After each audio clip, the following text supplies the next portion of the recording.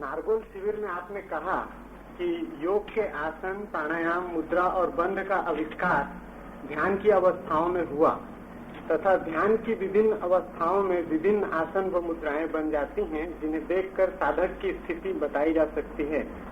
इसके उल्टे यदि वे आसन व मुद्राएं सीधे की जाएं तो ध्यान की वही भाव दशा बन सकती है। तब क्या आसन, प्राणायाम, मुद्रा और बंधों के अभ्यास से ध्यान उपलब्ध हो सकता है? ध्यान साधना में उनका क्या महत्व और उपयोग है?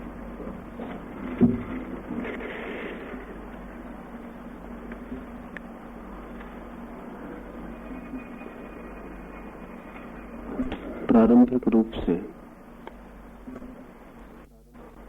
ध्यान ही उपलब्ध हुआ, लेकिन ध्यान के अनुभव से ज्ञात हुआ कि शरीर बहुत सी आकृतियां लेना शुरू करता है।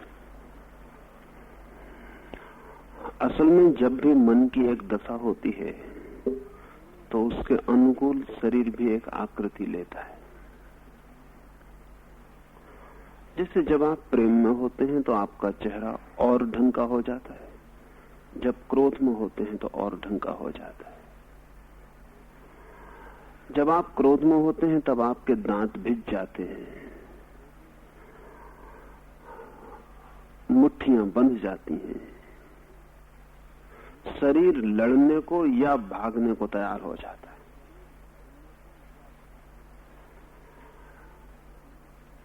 ऐसे ही जब आप क्षमा में होते हैं तब मुट्ठी कभी नहीं बनती, हाथ खुला हुआ हो जाता है। क्षमा का भाव अगर कोई आदमी में हो तो वो क्रोध की भांति मुट्ठी बांध के नहीं रह सकता।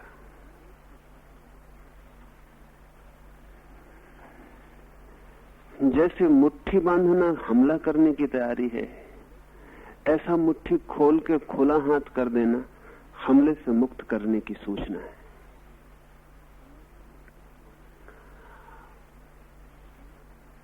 वो दूसरे को अभय देना है। मुट्ठी बांधना दूसरे को भय देना है।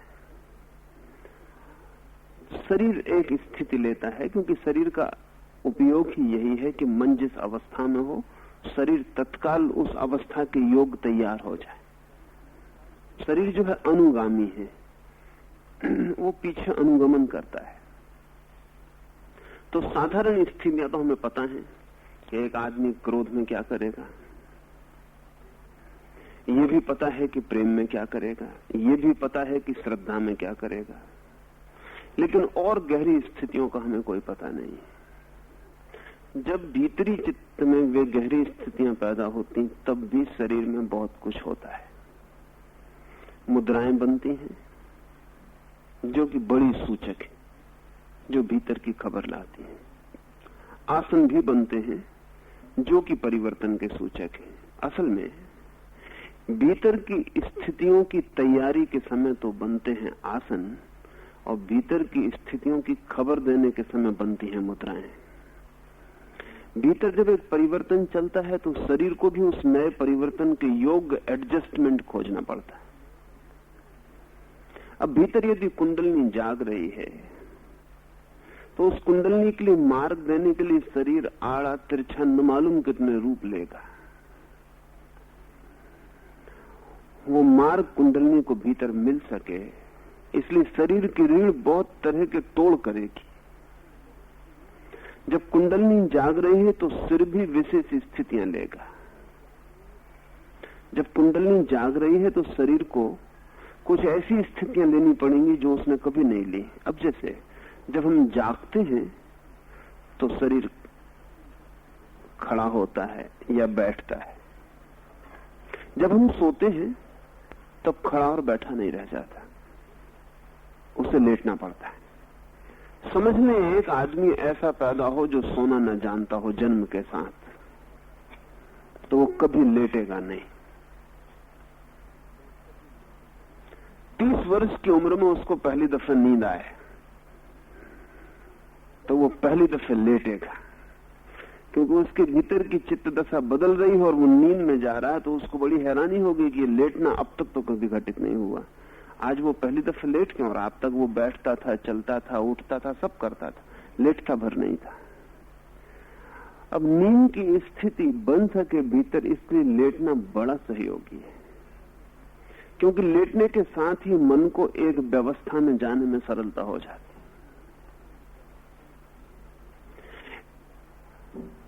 लेटने में भी अलग अलग व्यक्तियों की अलग अलग स्थितियां होती हैं, एक सी नहीं होती, क्योंकि अलग अलग व्यक्तियों के चित्त भिन्न होते हैं।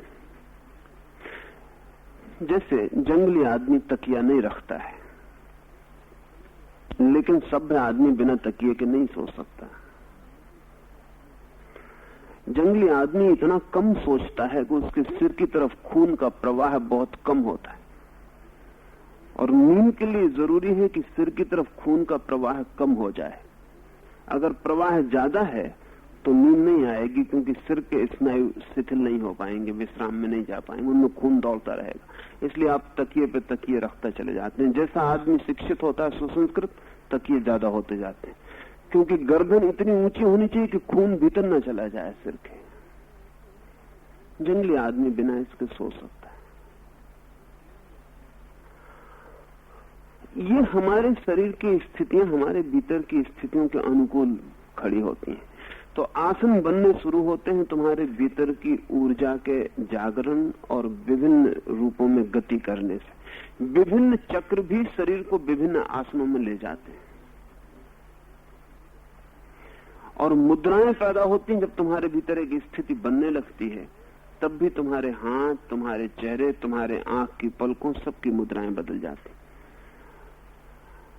ये ध्यान में होता है, लेकिन इससे उल्टी बात भी स्वाभाविक ख्याल में आई कि यदि हम इन क्रियाओं को करें तो क्या ध्यान हो जाएगा?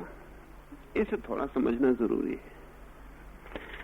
ध्यान में ये क्रियाएं होती हैं, लेकिन फिर भी अनिवार्य नहीं है। यानी ऐसा नहीं है कि सभी साधकों को एक सी क्रिया हो। एक कंडीशन ख्याल में रखनी जरूरी है, क्योंकि प्रत्येक साधक की स्थिति अलग है, और प्रत्येक साधक की चित्त की और शरीर की स्थिति भी भिन्न है। तो सभी साधकों को ऐसा होगा, ऐसा नहीं है। अब जैसे किसी साधक के चित्त में, मस्तिष्क में अगर खून की गति बहुत कम है और कुंडलिनी जागरण के लिए सिर में खून की गति की ज्यादा जरूरत है उसके शरीर को, तो वो तत्काल शीर्षासन में चला जाएगा अनजाने। लेकिन सभी नहीं चले जाएंगे, क्योंकि सभी के सिर में खून की स्थिति और अनुपात अलग अलग है, सबकी अपनी जरूरत अलग अलग है। तो प्रत्येक साधक की स्थिति के अनुकूल बनना शुरू होगा, और सबकी स्थिति एक जैसी नहीं है। तो एक तो ये फर्क पड़ेगा कि जब ऊपर से कोई आसन करेगा तो हमें कुछ भी पता नहीं है कि वो उसकी जरूरत है या नहीं है।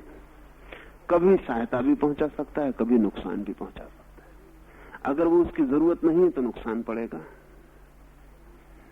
अगर उसकी जरूरत है तो फायदा पड़ जाएगा, लेकिन वो अंधेरे में रास्ता होगा। एक कठिनाई। दूसरी कठिनाई और है, और वो ये है कि हम जो भीतर होता है उसके साथ जब बाहर कुछ होता है, तब तो भीतर से ऊर्जा बाहर की तरफ सक्रिय होती है। जब हम बाहर कुछ करते हैं तब वो केवल अभिनय होके भी रह जा सकता है। जैसे कि मैंने कहा, जब हम क्रोध में होते हैं तो मुट्ठियां बन जाती, लेकिन मुट्ठियां बन जाने से क्रोध नहीं आ जाता। हम मुट्ठियां बांध के बिल्कुल अभिनय कर सकते हैं, भीतर क्रोध बिल्कुल ना आए। फिर भी अगर भीतर क्रोध लाना हो तो मुट्ठियां बांधना सहयोगी सिद्ध हो सकता है। अनिवार्यतः भीतर क्रोध पैदा होगा ये नहीं कहा जा सकता, लेकिन मुट्ठी न बांधने और बांधने में अगर चुनाव करना हो तो बांधने में क्रोध के पैदा होने की संभावना बढ़ जाएगी बजाय मुट्ठी खुले होने के। तो इतनी थोड़ी सी सहायता मिल सकती है। जैसे एक आदमी शांत स्थिति में आ गया तो उसके हाथ की शांत मुद्राएं बनेंगी, लेकिन एक आदमी हाथ की शांत मुद्राएं बनाता रहे तो चित्त अनिवार्य रूप से शांत होगा ये नहीं। हाँ, फिर भी चित्त को शांत होने में सहायता मिलेगी, क्योंकि शरीर तो अपनी अनुकूलता जाहिर कर देगा कि हम तैयार हैं। अगर चित्त को बदलना हो तो वो बदल जाए, लेकिन फिर भी सिर्फ शरीर की अनुकूलता से चित्त नहीं बदल जाएगा। और उसका कारण यह है कि चित्त तो आगे है, शरीर सदा अनुगामी है। इसलिए चित्त बदलता है तब तो शरीर बदलता ही है, लेकिन शरीर के बदलने से सिर्फ चित्त के बदलने की संभावना भर पैदा होती, बदलाहट नहीं हो जाती। तो इसलिए भ्रांति का डर है कि कोई आदमी आसन ही करता रहे, मुद्राएं ही सीखता रहे और समझ ले कि बात पूरी हो गई। ऐसा हुआ है, हजारों वर्षों तक ऐसा हुआ है कि कुछ लोग आसन मुद्राएं ही करते रहे और समझते हैं कि योग साध रहे हैं। धीरे धीरे योग से ध्यान तो ख्याल से उतर गया। अगर कहीं तुम किसी से कहो कि वहां योग की साधना होती तो जो ख्याल आता है वो ये है कि आसन प्राणायाम इत्यादि होता होगा। तो इसलिए मैं जरूर ये कहता हूं कि अगर साधक की जरूरत समझी जाए तो उसके शरीर की कुछ स्थितियां उसके लिए सहयोगी बनाई जा सकती हैं, लेकिन इनका कोई अनिवार्य परिणाम नहीं है। और इसलिए काम सदा भीतर से ही शुरू करने के मैं पक्ष में हूं, बाहर से शुरू करने के पक्ष में नहीं हूं। भीतर से शुरू होना चाहिए। फिर अगर भीतर से शुरू होता हो तो समझा जा सकता है। जैसे कि मुझे लगता है एक साधक ध्यान में बैठा है और मुझे लगता है कि उसका रोना फूटना चाहता है, लेकिन वो रोक रहा है। अभी मुझे दिखाई पड़ रहा है कि अगर वो रो ले 10 मिनट तो उसकी गति हो जाए, एक कैथारसिस हो जाए, एक रेचन हो जाए उसका, लेकिन वो रोक रहा है, वो संभाल रहा है अपने को कहीं रोना न निकल जाए। इस साधक को अगर हम कहें कि अब तुम रोको मत, तुम अपनी तरफ से ही रो लो, तुम रो,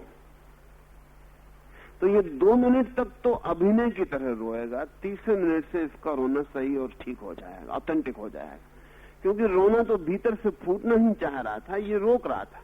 इसके रोने की प्रक्रिया रोने को नहीं ले आएगी, इसकी रोने की प्रक्रिया रोकने को तोड़ देगी और जो भीतर से बह रहा था वो बह जाएगा। अब जैसे एक साधक नाचने की स्थिति में है, लेकिन अपने को अकड़ के खड़ा किए हुए है। अगर हम उससे कह दें कि नाचो, तो प्राथमिक चरण में तो वो अभिनय ही शुरू करेगा, क्योंकि अभी वो नाच निकला नहीं है, वो नाचना शुरू करेगा। लेकिन भीतर से नाच फूटने की तैयारी कर रहा है और इसने नाचना शुरू कर दिया। इन दोनों का तत्काल मेल हो जाएगा। लेकिन जिसके भीतर नाचने की कोई बात ही नहीं, उसको हम कहें नाचो तो वो नाचता रहेगा, लेकिन भीतर कुछ भी नहीं होगा। इसलिए 1000 बातें ध्यान में रखनी जरूरी। तो जो भी मैं कहता हूं उसमें बहुत सी शर्तें हैं, उन सारी शर्तों को ख्याल में रखोगे तो बात ख्याल में आ सकती है। और अगर इनको ख्याल में न रखनी हो तो सबसे सरल ये है कि भीतर से यात्रा शुरू करो और बाहर से जो भी होता हो उसे रोको मत। बस इतना पर्याप्त है। भीतर से काम शुरू करो, बाहर जो होता हो उसको रोको मत, उससे लड़ो मत, तो सब अपने से हो जाए।